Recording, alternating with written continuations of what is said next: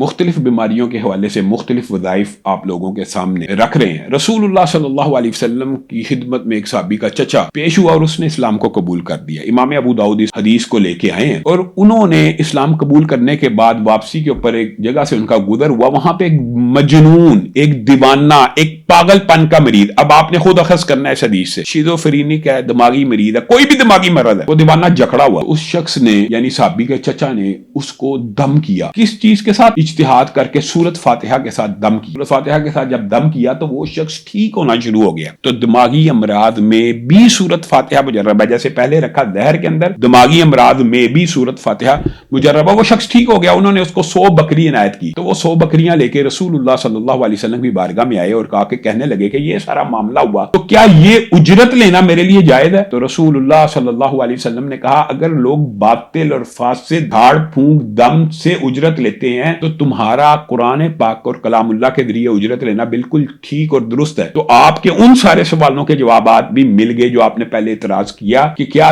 دم کی اور رقیہ شریعہ کی اجرت لینا جائز ہے؟ 100% جائز اور درست ہے۔ ہاں، اس کے اندر مبالغہ نہیں ہونا چاہیے، جس طرح ہم کہتے ہیں میڈیکل ڈاکٹر بھی بہت زیادہ فیس نہ رکھے، اس طرح رقیہ شریعہ کرنے والے جو حقیقی طور پہ مسیحا ہوتے ہیں اور انسانیت کو شفا کی طرف قرآن کے ذریعے لے کے جاتے ہیں، ان کو بھی کم سے کم اجرت لینی چاہیے۔